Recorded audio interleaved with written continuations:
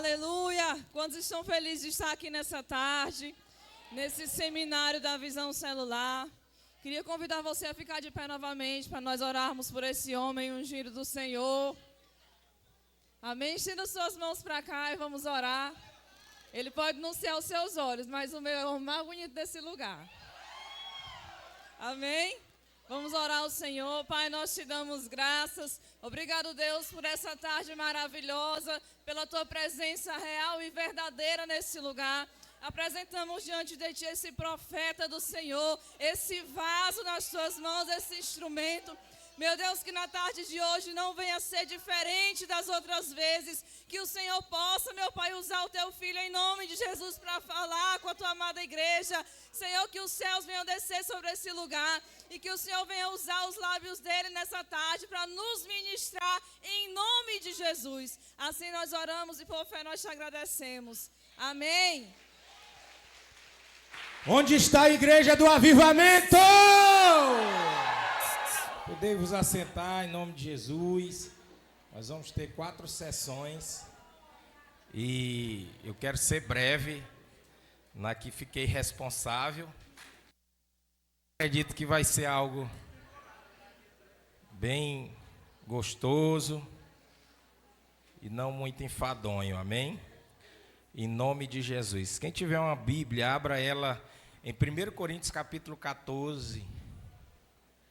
1 Coríntios capítulo de número 14.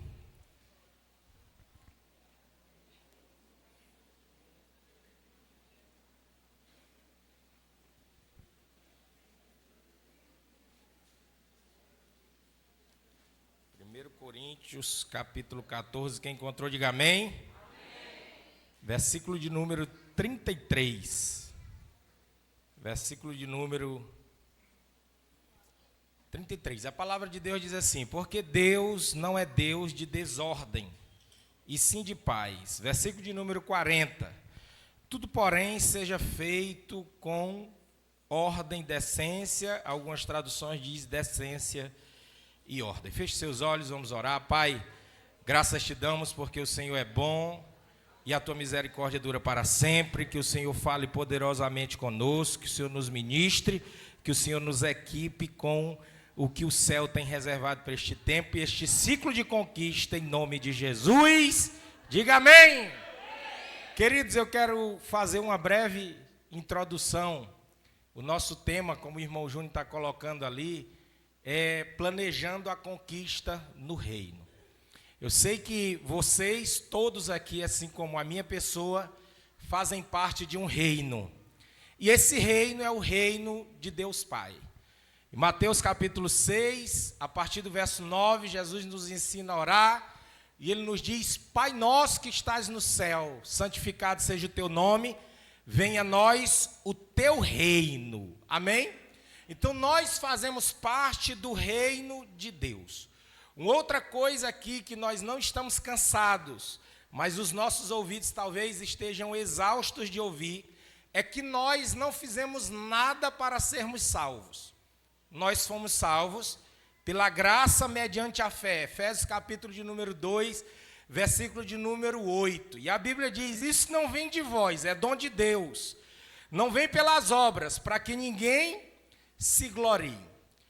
Entretanto, versículo de número 10, ainda do capítulo 2 de Efésios, a palavra de Deus, coloca aí, Júnior.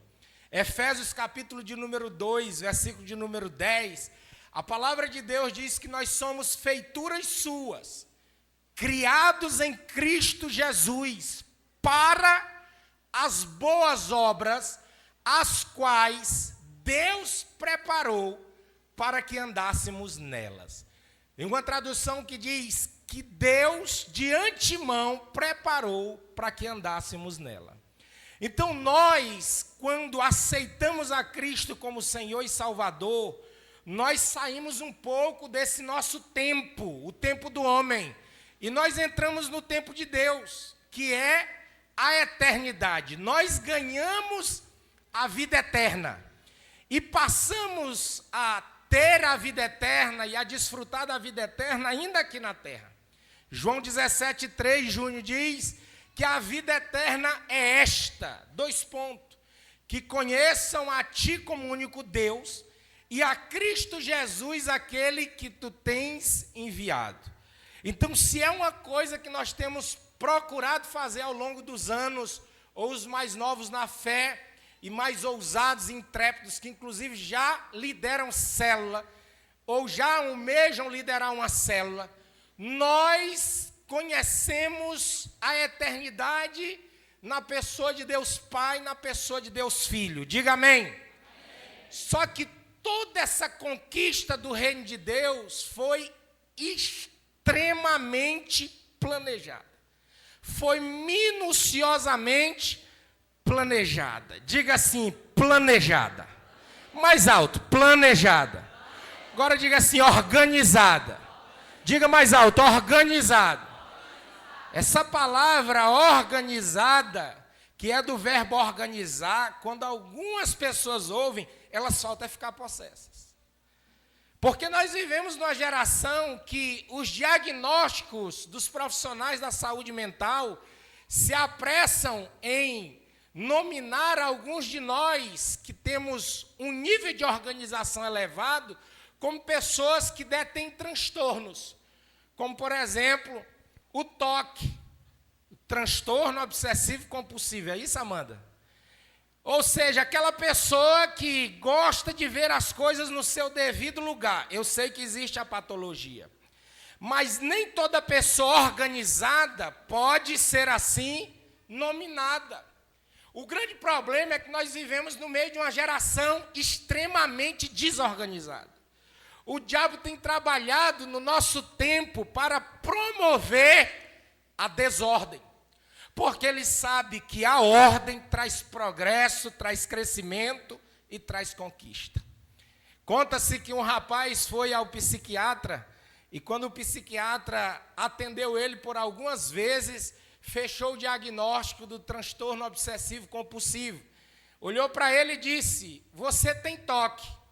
E ele disse, doutor, licença, eu não tenho toque, eu tenho COT. Vamos organizar esse nome aí em ordem alfabética. Então, nós precisamos entender que, em que pese existir essa patologia, a organização, às vezes, é rejeitada por nós. E alguns aqui, que já estão há mais tempo no ministério, sabem que existiram algumas situações que nós estávamos envolvidos por causa da nossa falta de organização, que nós recebíamos uma palavra, é tratamento. Nós recebíamos uma mensagem, é tratamento. Nós nutríamos essa mensagem, é tratamento. Então você chegava para um culto e as coisas estavam desorganizadas e você começava a se revoltar com aquela situação e alguém olhava e dizia, esse aqui precisa ser liberto. É tratamento. Só que Deus, Ele estabelece princípios organizacionais para a conquista. Diga glória a Deus. Deus é extremamente organizado.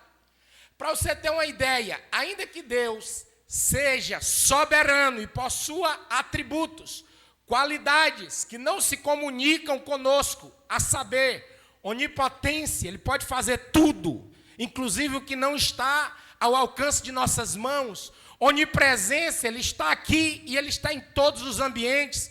Onisciência, Ele tem ciência das palavras que vão fluir dos meus lábios nos próximos minutos, e Ele tem ciência de todos os pensamentos das pessoas que aqui estão espalhadas pelo planeta. Mesmo Deus possuindo esses atributos, Deus não estabelece as coisas na terra de forma instantânea, mas Deus escolheu planejar e estabelecê-las de forma processual. Explicando melhor, Deus não forma de uma vez só aquilo que Ele criou. Primeiro Ele cria, depois Ele dá forma. Quando você olha para Gênesis, capítulo de número 1, versículo de número 26, Deus, Ele diz, façamos o homem conforme a nossa imagem, segundo a nossa semelhança. Versículo de número 27 diz, e criou Deus o homem conforme sua imagem, segundo a sua semelhança, macho e fêmea o criou. Só que quando a gente lê Gênesis capítulo 2, verso 7, a impressão é que está ocorrendo o mesmo evento. Que Deus está criando o homem novamente. Só que Deus não está mais criando, Deus está formando. E formou Deus o homem do pó da terra. Soprou sobre as suas narinas o fôlego de vida. E o homem passou a ser uma alma vivente. Deus é um Deus organizado. Diga amém. Amém. Quando olhamos para as Escrituras, nós vamos perceber que desde Gênesis, Deus estabeleceu tempos e estações para que certos eventos eles pudessem acontecer. Então Deus não fez com que as coisas acontecessem de uma vez só. Deus estabeleceu processo. Na terça-feira passada, agora fez 8 dias que eu trouxe uma mensagem aqui sobre a guerra do Armagedon. E eu coloquei aqui na tela essa imagem que o irmão Júnior vai colocar novamente, que fala de todo o processo de Deus na vida da criação estabelecida em tempos específicos. Deus, ele estabeleceu tudo o que vai acontecer, as obras que ele preparou para que a humanidade andasse nela, vivesse elas, em tempos chamados dispensações. São períodos específicos que acontecerão coisas que só acontecerão naquele tempo. A primeira dispensação é a dispensação da inocência, que ela começa em Adão.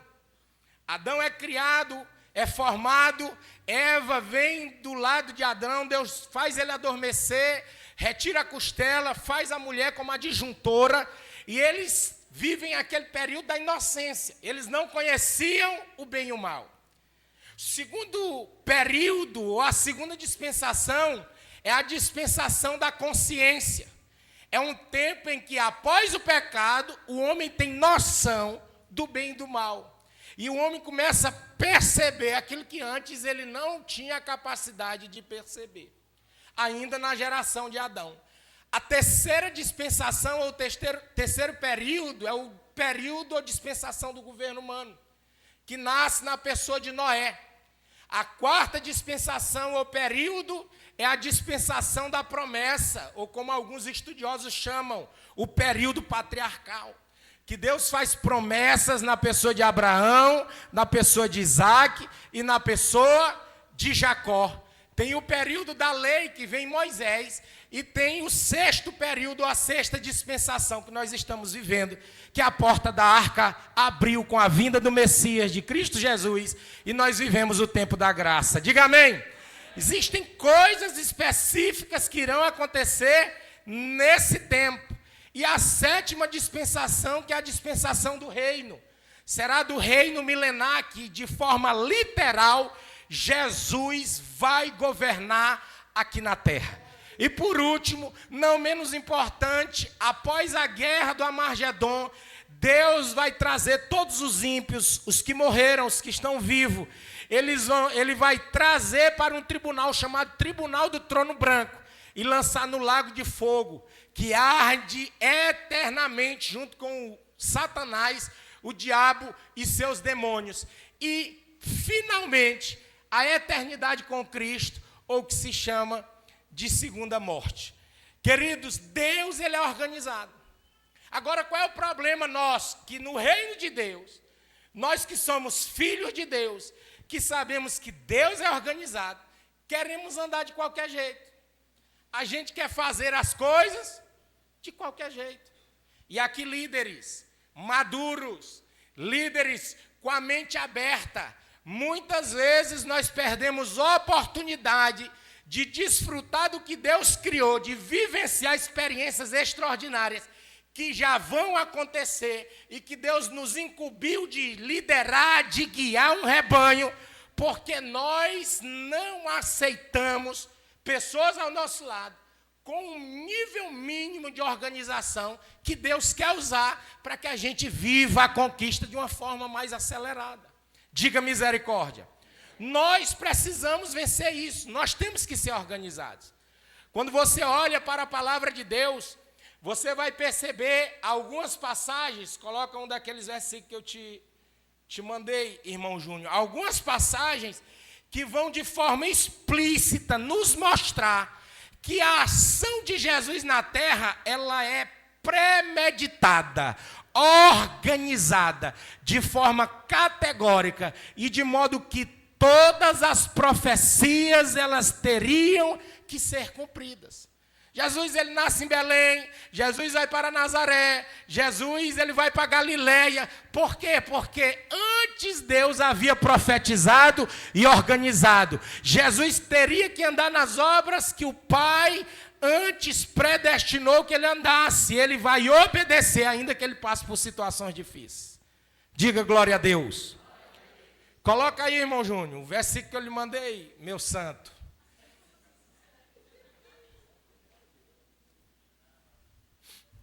Marcos, capítulo de número 4, versículo de número 26. Vamos ler juntos.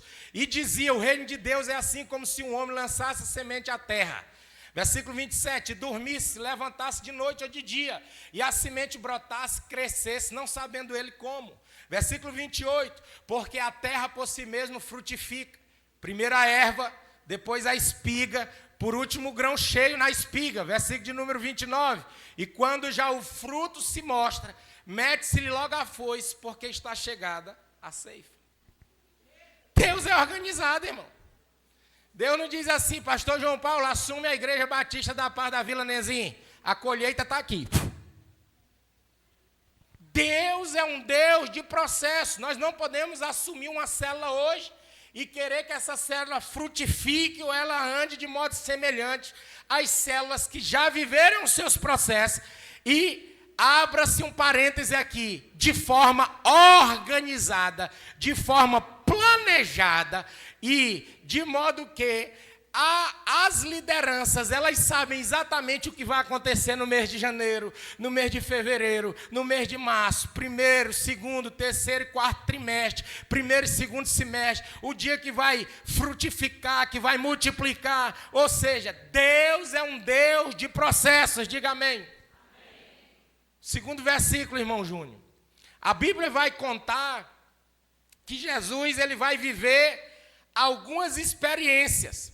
Como, por exemplo, Jesus no domingo de Ramos. Jesus ele vai entrar em Jerusalém.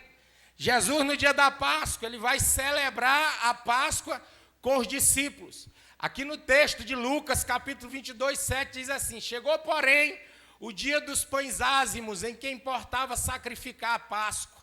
Versículo de número 8, e mandou a Pedro e a João. Observe, a Páscoa Jesus vai celebrar, a última Páscoa com os discípulos. E o texto diz assim, ele mandou a Pedro e a João, dizendo, ide, preparai-nos a Páscoa, para que a comamos. Versículo 9, e lhes perguntaram, onde queres que a preparemos? Versículo de número 10, e lhes disse, eis que quando entrardes na cidade, encontrareis um homem levando um cântaro de água, segui até a casa dele, a casa em que ele entrar. Versículo 11, e direis ao pai de família da casa, o mestre te diz, onde está o aposento em que hei de comer a Páscoa com os meus discípulos? Jesus vai celebrar a Páscoa com os discípulos. Olha aqui para mim, me presta atenção. Imaginemos-nos nós nesse dia dos pães ázimos para a celebração de uma Páscoa. Muitos líderes aqui desorganizados. Como seria? Porque Jesus chamou Pedro e João e disse, vai na frente. Jesus disse, prepara lá. Eu imagino que alguns líderes aqui iam reunir os discípulos. Quando chegasse na primeira casa que eles avistassem vazia, eles diziam assim, bora entrar aqui. Aí entrava, o dono talvez saísse da cama e dissesse, não, aqui não aceito não. Não, bora fazer no meio da rua, vamos fazer lá na praça. Chegava lá na praça, aí um dos discípulos, vamos supor que esse líder seria eu. Aí eu, como pastor, diria para o irmão Jardel, irmão Jardel, cadê o pão? O irmão Jardel olhava para o Rael e ia dizer, tu trouxe o pão? Ele disse, não. Eu digo, pega R$2, compra R$2 de pão lá na quitanda. Aí eu olhava para a irmã Jeane e dizia, minha filha, cadê o vinho, cadê o suco de uva? Ele disse, não, meu pastor, esqueci, vai lá no comércio. Irmão Mateus, o irmão Mateus vai comprar o suco de uva. Chega lá, não tem um suco de uva, ele pega 1 litro de catuaba Guaraci, aí ele traz. E ele chega lá e me entrega. Pastor, não tinha um suco de uva não, mas tem catuaba. Diga misericórdia. Um líder desorganizado, ele vai viver esse tipo de experiência. E um líder organizado, sabe como é que ele vai ser chamado? De general, de antipático, de chato, de cri-cri-cri. Mas ninguém vai anular suas conquistas. Nós precisamos ser organizados. Aplauda Jesus. A outra passagem, irmão Júnior. Jesus vai entrar em Jerusalém. Havia uma profecia que dizia que Jesus tinha que entrar no jumento. Jesus vinha para celebrar a paz. O rei não vinha num cavalo branco, porque se ele viesse num cavalo branco, era para anunciar a guerra. Mas Jesus vem para anunciar a paz. Então, se é guerra, cavalo branco. Se é paz, um jumento. Deus é organizado. Porque quando o povo visse o cavalo branco, o rei entrando, tem guerra, a cidade começava a se organizar. Começava a tratar das suas fronteiras para não serem atingidos. Quando vinha no jumento, o rei vinha anunciar a paz. O texto de Marcos 11:1 diz assim: logo que se aproximaram de Jerusalém, de Betfagé e de Betânia, junto do Monte das Oliveiras, ele enviou 2 dos seus discípulos. Olha o que aconteceu, versículo de número 2. E disse-lhes: olha o líder sabendo o que vai acontecer, como vai acontecer, contando com sua equipe. E disse-lhes: ide à aldeia que está defronte de vós, e logo que ali entrardes, encontrareis preso um jumentinho sobre o qual ainda não montou algum homem. Não era qualquer jumento não, irmão. Soltai-o e trazei-mo. Versículo de número 3. E se alguém vos disser: por que fazer isso? Diz-lhe que o Senhor precisa dele, e logo deixará trazer para aqui. Olha com o que Jesus está preocupado. Jesus está preocupado que eles encontrem o jumento. Não é qualquer jumento. Porque se fosse alguns líderes que estão aqui, quando passasse na rua, dizia assim: Pedro, ei, João, agarra aquele cachorro, ele é grande, dá de nós entrar montado nele, bora. Eu quero é chegar em Jerusalém. Não, Jesus chamou os 2 discípulos e delegou, diga delegou. Às vezes nós líderes, eu já passei por essa experiência. Chegar na igreja, quantas e quantas vezes, pastor Josimir, eu cheguei na igreja, quando eu ia ligar o bebedouro aqui, a torneira, para beber água, não tinha água. Aí quem me conhece sabe, o cucuruco ficava vermelho, a cara inchava igual um sapo, e eu sentava lá na primeira cadeira: rapaz, vão me matar. Passava o cu todinho morrendo. Aí um dia, conversando com o pastor Marco, contando das experiências, ele diz: varão, já sofri muito. Até que um dia o Espírito Santo falou comigo: como é que tu quer cobrar de alguém algo que tu não delegou?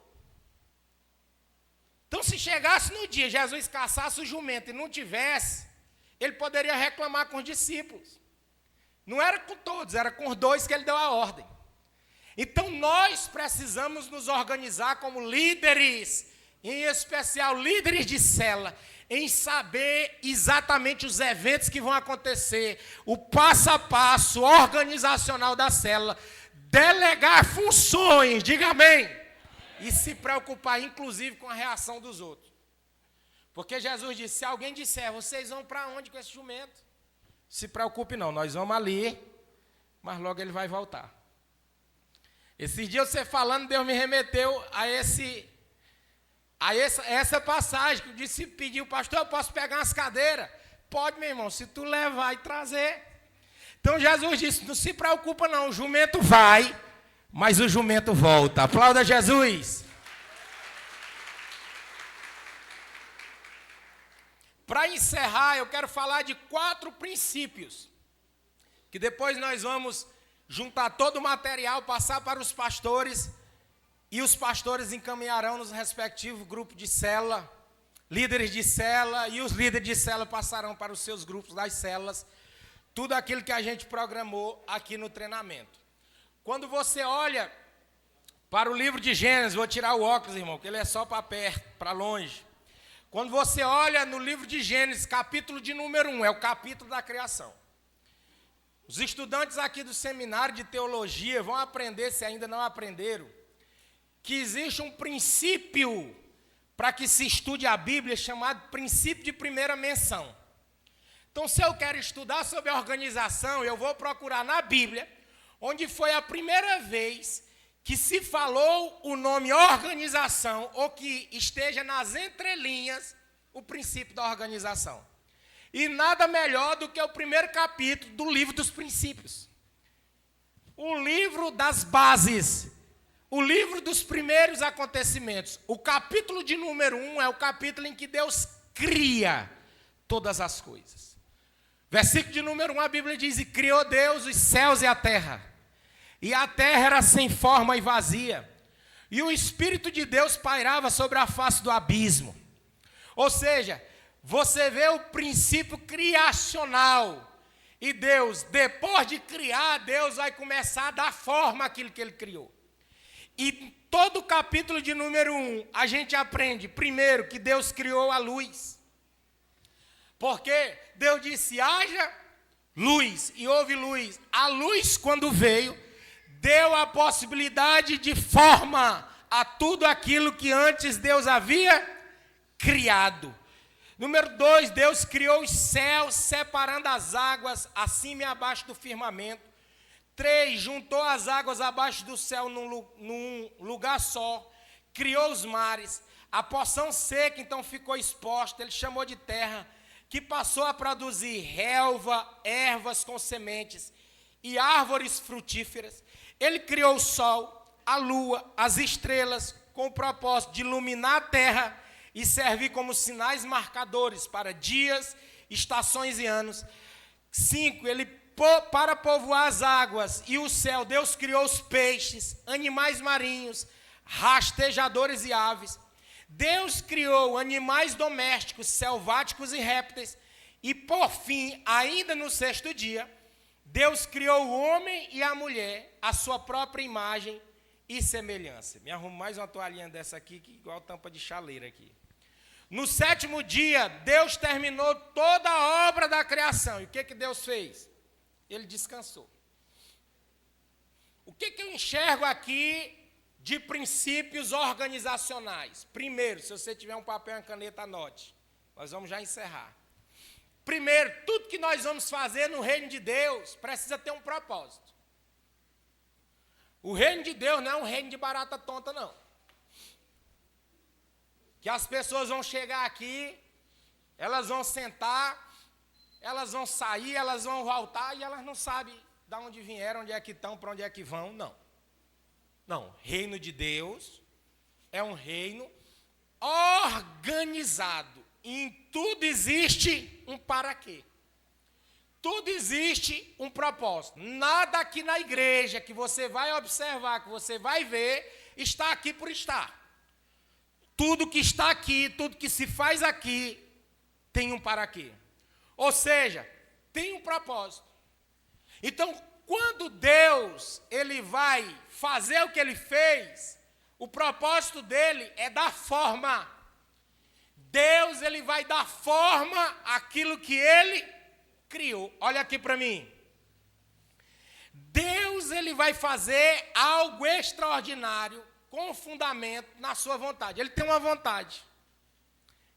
Ele tem um desejo. Nós funcionamos com uma metodologia que nós chamamos de visão celular no modelo dos 12 e aprendemos, creio que todos aqui já passaram pelo encontro com Deus, aprendemos na ministração da visão celular no modelo dos 12, estamos pregando para líderes da visão, que nós temos uma organização para o evangelismo e para a conquista de almas. Não é uma doutrina, não é uma medianeira, mas ela nos dá a condição de saber em que processo nós estamos inseridos. Nós temos 4 pilares na visão celular. Ganhar. Bora, nós só fizemos ensaiar. Eu vou levantar a mão e vai dizendo um por um.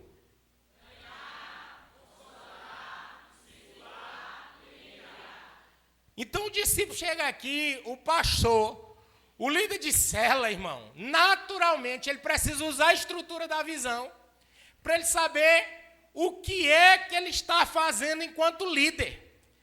Para que o trabalho dele existe. Eu costumo dizer lá na Vila Nezim que quando um homem ele tem um desejo, ele tem uma vontade, irmão, mas é difícil vencer. Por quê? Porque você quer, porque quer realizar. Agora imagine nós, que somos limitados. Fazemos de tudo para fazer acontecer aquilo que queremos. Faça um cálculo, Deus. 1 Timóteo 2,4. E Deus deseja que todos sejam salvos e cheguem ao conhecimento pleno da verdade. Deus, ele tem um desejo que todos sejam salvos. E Deus nos possibilitou participar desta grande obra. Se o propósito de Deus lá na criação era dar forma ao que ele criou como um grande arquiteto, o nosso propósito é ganhar almas, é consolidar almas, é discipular almas, é enviar almas. Diga amém. Nós temos esse propósito. Esse é o primeiro pilar da organização. O segundo pilar da organização é o planejamento. Então olha aqui para mim e me preste sua atenção. Então eu quero fazer alguma coisa. E agora eu vou planejar para que eu organize cada ação até que eu alcance um objetivo. Acaba, assumo uma igreja, assumo uma célula, assumo um ministério. Aí ele vai lá, vão ter.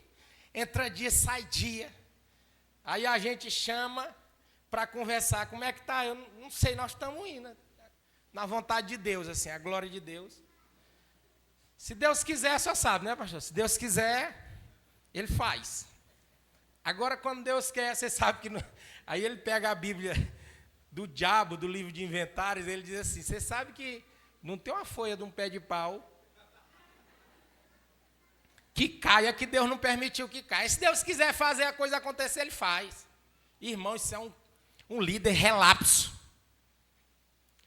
Desde quando eu me converti, eu sempre quis pregar a palavra, e eu ouvia de alguém, ainda bem que eu não lembro de quem, que dizia assim, irmão, não precisa essa gastura de estar estudando, de estar não sei o que não. Eu digo, o que foi, irmão?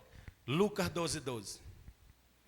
Não te preocupe com o que tu irás falar, porque quando tu chegar, o Espírito Santo há de te fazer lembrar todas as palavras que tu precisa dizer. No começo eu confiei. Depois que eu me lasquei umas 2 vezes, eu comecei a organizar o sermão. Então, nós precisamos vencer isso. Nós temos que ser homens, vocês têm que ser mulheres. Nós precisamos ser líderes extremamente organizados. Diga glória a Deus. Então, eu tenho um propósito, trazendo para a sua particularidade, como líder de célula. O que é que Deus colocou no seu coração para esse ano? Pastor, eu não estou sabendo, não. Sinceramente, Deus não falou ainda comigo, não. Você já colocou o seu coração como ouvido diante da voz de Deus? Você, como homem e uma mulher cheia de bom senso, organizado, olhou para a igreja e viu o que o pastor está dizendo? Mês tal nós vamos multiplicar a célula. Você olhou para a sua célula e tem líder que a primeira coisa que ele diz é assim, lá não multiplica não. Ninguém quer nada com nada. Quem é que acompanha um líder desorientado, meu irmão? Que não sabe o que quer. Nós precisamos planejar, diga amém. Amém. Lá na nossa igreja, em setembro, nós vamos multiplicar as células. E os líderes que as células serão multiplicadas já sabem. Os líderes já sabem, inclusive, a direção que eu dei a respeito de certos discípulos e discípulos. Pastor, eu não acredito muito não. Se você não acredita, eu acredito por você. Fulano de tal tem potencial. Cicrano tem potencial. Amém? Nós precisamos planejar, irmão. Porque senão chega o final do ano, a sua célula não fez nada, não produziu nada. Qual é a sensação? Fracasso. Porque você nem sabia onde era que estava, nem onde está e nem para onde está indo. Então nós precisamos planejar. Diga amém. Deus ele fez um projeto detalhado e organizado de todo o processo. Antes de preencher a terra, céus e mares, com toda a sorte de seres viventes, ele criou o ambiente adequado. Deus não chegou e disse assim, vou jogar essas ervas aqui no meio do nada, não. Não. A terra era a plataforma para que as ervas surgissem. Ele primeiro criou os mares, tendo o fundamento, a plataforma, o local para a sobrevivência dos peixes. Ele disse: águas produzam peixes. Então ele criou o ambiente. Que tipo de ambiente nós estamos criando na nossa célula? Que tipo de ambiente nós estamos criando no nosso ministério? Reino de Deus, ele é um reino de um Deus extremamente organizado. E nós precisamos nos organizar. Diga glória a Deus. Terceiro princípio da organização é a execução. Então eu sei qual é o propósito da minha célula. Eu sei qual é o propósito da minha célula para esse trimestre, para o segundo trimestre, para o primeiro semestre. Eu sei qual é o propósito da minha célula para o terceiro trimestre, o quarto trimestre, o segundo semestre do ano. Eu sei onde ela vai chegar daqui 5 anos. Eu sei o líder que eu vou ser daqui 5 anos. Glória a Deus! Eu sei como é que a igreja vai estar daqui 15 anos. Glória a Deus! Por quê? Porque eu tenho um propósito, eu criei, agora eu planejei e eu vou começar a executar. Amém? Diga amém. Chegamos na Vila Nezinho e nós louvamos e glorificamos a Deus pela vida do então pastor Rubens, então pastora Toinha. Eles fizeram muitas coisas lá. Viveram muitas coisas. A gente encontrou na realidade. Então a gente vai trabalhar com a realidade. O que nós vamos fazer num lugar que não tem nada ainda? Bora levantar um povo para orar? Bora. Começamos a orar. Na sua célula, você olha para um lado, olha para o outro, você não vê possibilidade de crescimento, de multiplicação. Ao invés de murmurar e se reclamar, comece a agir orando. Então planeje e comece pela oração, porque na oração Deus vai descortinando e nos mostrando o que precisa acontecer. Diga amém. Uma a uma, todas as etapas e tarefas propostas em seu checklist divino foram executadas. Tudo que Deus programou, tudo que está programado vai acontecer. Porque quando nós nos organizamos, nós conquistamos. Diga amém. Deus trabalhou de maneira consistente e disciplinada até finalizar todo o seu propósito e todo o seu projeto. Glória a Deus. Então, ele tinha um propósito. Tendo o propósito, o que Deus ele fez? Ele planejou e depois Deus executou. E aconteceu tudo conforme Deus havia planejado. Aí sim a gente pode dizer assim, do jeito que Deus quis, aconteceu. Por quê? Porque nós vamos andar do jeito que Deus estabeleceu. Existem princípios no mundo espiritual que nos fazem conquistar. Diga amém. Amém. E por último, o quarto princípio é o princípio da recompensa. Todo organizado tem recompensa. Toda pessoa que se organiza tem recompensa. Sim ou não? Toda pessoa que eu acredito que às vezes Deus ele nos para. Tem gente que se organiza, que planeja, mas não tem disciplina, né? É porque tem coisa que é a gente mesmo que está criando. Está querendo construir. Aí Deus diz, não, tu não vai não. Mas quando é Deus que está empurrando a gente, irmão, até naquilo que a gente não tem disciplina, a gente começa a ser disciplinado. Então vem a recompensa. Você lembra lá de Marcos 4? A semente foi lançada na terra. Aí veio a erva, veio a espiga, veio o grão. Por último veio a colheita. Quando Deus fez tudo, a Bíblia diz que Deus descansou. Deus descansou. Eu esqueci aqui agora a palavra hebraica para essa palavra descansou. Mas o significado é como se Deus tivesse contemplado a criação. Não é que Deus parou de trabalhar. Pastor, João capítulo 5, verso 17. Abre esse texto aí, que para encerrar ele vai ser importante. Eu já estou encerrando os meus 35 minutos. Deus, ele não parou de fazer as coisas. Deus, ele contemplou. É como se Deus fosse aproveitar aquilo que ele criou. Você lembra que nesses estudos escatológicos que nós temos visto pelas congregações, existe um tribunal chamado Tribunal de Cristo. quando a gente for considerado um bom filho, um bom servo, que o jovem Henrique chegou e disse, bom mestre, Jesus disse, não. Bom não, bom só o pai. Por quê? Porque o pai fez o que ele tinha que fazer. Como o filho ainda estava no meio da missão, ele não podia se considerar bom. Então, nós só somos bons quando nós completamos a missão. Seremos, então, um servo bom e fiel. Glória a Deus. E no tribunal de Cristo, 1 Coríntios 5,10, salvo engano, a Bíblia vai dizer que nós vamos receber recompensa, ou galardão. Ou seja, nós vamos contemplar o resultado. Nós vamos desfrutar daquilo que trabalhamos de forma organizada. Olha o que o texto de João, Evangelho de João 5,17 diz. Mas ele lhes disse. Jesus disse por discípulo, irmão.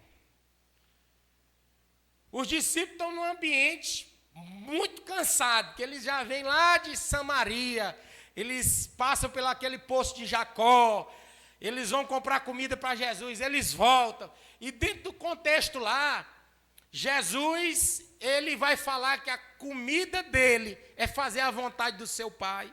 E aqui no verso 17 ele diz assim, meu pai trabalha até agora. E eu também estou trabalhando. Diga amém. Andando de forma organizada naquilo que o pai fez. Glória a Deus. E o pai está lá dando direção. Hoje através do seu Espírito. Romanos 8,14. Que o Espírito Santo são aqueles que guiam os filhos de Deus. Diga amém. Então eu queria liberar uma graça da parte de Deus hoje. Orando aqui por nós. Para que o Senhor abra os olhos do nosso entendimento. E o Senhor abra um ambiente no nosso cérebro, na nossa cabeça pensante, que nós temos a necessidade de sermos organizados. Glória a Deus! Ande, irmão, com a pessoa organizada sendo desorganizada. Você morre e mata ela. Lidere pessoas organizadas sendo desorganizadas. Você vai chamar eles de rebelde. Você vai chamar os seus liderados, seus discípulos, de pessoas que querem atrapalhar. E, na verdade, eles só estão tentando lhe chamar a atenção. Talvez alguém esteja vivendo isso.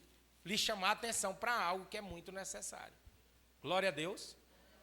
Fiquemos de pé em nome de Jesus. Vamos fazer uma oração e passar para a segunda sessão.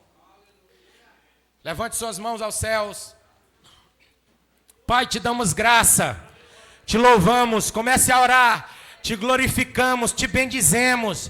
Porque teu é o reino, a glória, o domínio, o poder, a majestade e o louvor pelos séculos dos séculos.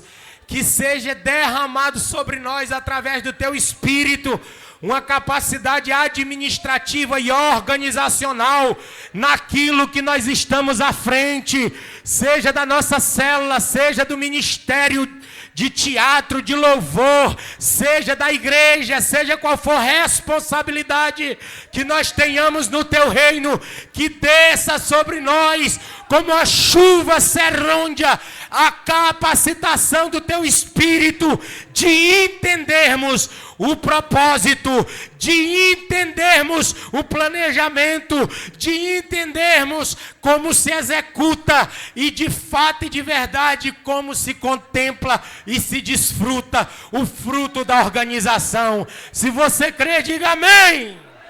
Aplauda Jesus.